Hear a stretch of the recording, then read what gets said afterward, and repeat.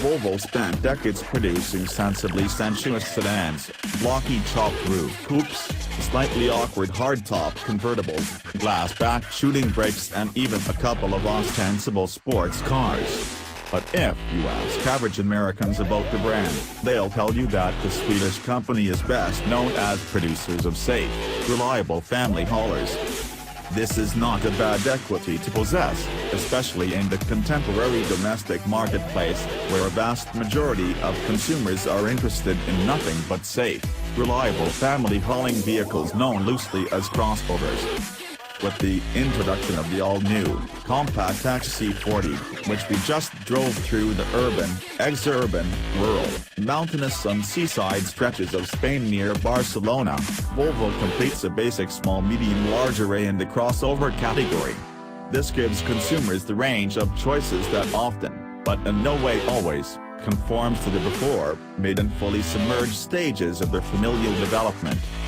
Because it's the starter model, couple child-free millennial Masspirationals are in the XC40's target demographic. To ensure that it met the proper parameters, its exterior was designed by 30-something rising star Ian Kettle. We find it extremely successful, a compliment that cannot be readily attributed to many SUVs. It is clearly descended from Volvo's Norris gene pool, replete with hockey stick taillamps, Thor's hammer headlights and glacier-swept granitic profile. But it also has a slightly more rugged, technical and adventurous appearance to match its generational ambitions. It is on the inside, as with all contemporary Volvos, that the XC40 truly distinguishes itself. If the large 90 series crossover brings composed, executive realness, and the medium 60 series crossover brings cool mom savvy, this small 40 series vehicle is a bit more hash van life in its essence. Not only in terms of all of the dedicated, built-in coupes for your daily essentials, but also in terms of the optional 1970s-inspired colored velour interior inserts on the floor, door panels and center console. All it needs is a rooftop solar panel array, 80,000 Instagram followers, a sponsorship deal from a local cordwaiter, okay? And at least one shirtless person with tons of tattoos, and you could totally live in it. As with all contemporary and historic Volvos, it is also laden with safety tech.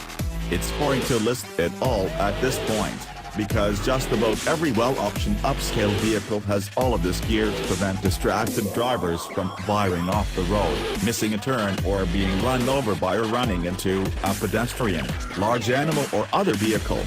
But Volvo's driver assistance package gets extra credit for being smooth and highly functional, which doesn't seem as if it's saying much, except when you consider the ping-ponging, herky-jerky, crashy scary nature of some of these systems. It instills confidence that you are actually driving, but it asserts that it can help when you want it to, sometimes, which is how these things should work. In terms of actual human driving, the XC40 is totally fine.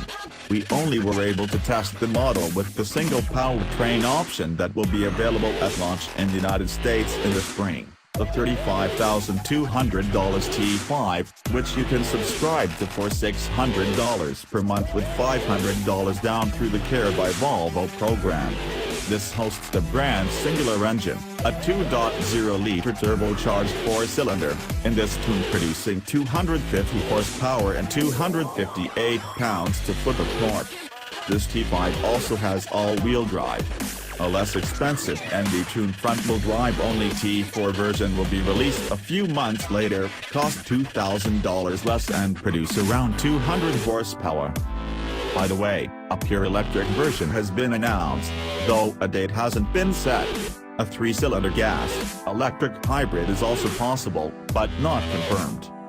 Fit either of these models with the lower spec Momentum package and get a contrasting white roof, or subject the T5 to the $2,500 R-Design pack and get a glossy black roof, shiny exhaust tips, keyless entry, dual power seats, navigation, the aforementioned velour interior and some other goodies.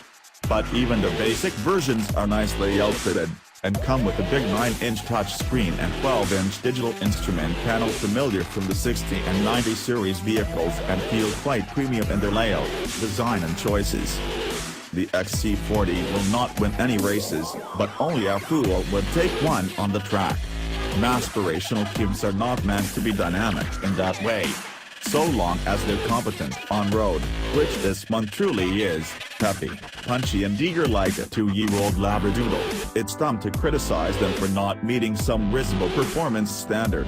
That said, the more potent version that we drove will hustle to 60 miles per hour in just more than 6 seconds, a couple ticks slower than an X3 or a Q5, but a few ticks faster than an X1 or a Q3, in case you want to be selective about which other childless couples to race for pinks on your way to the 365 market to stock up on stuffed feta chicken breasts. The XC40 was best at precisely what we used it for, schlepping around the city with your stuff from the city to some lovely locations outside of the city. Here, it delighted with excellent design, especially inside. Just check out the cargo hold, which hosts an ingenious folding divider that can segregate your groceries and your outdoor gear, and also hosts the heretofore unimaginability to store the package shelf completely hidden when it's not in use. The little Volvo is full of such smile-inducing sybaritic pleasures, with material details that punch far above its price tag. Do we need a giant iPad desk display screen that requires probing several distracting menus and making several tapes to turn down the heat? Do we need latex polymer trim that is embossed with an abstracted street map of Gothenburg? Do we need a dashboard that's more intelligent and humane than the son of Donald Trump's cabinet? No. But if we're going to be basically living in this thing 4 hours a day because the only house we can afford is 2 hours away from the urban center where we work, then don't we deserve some minuscule moments of pleasure?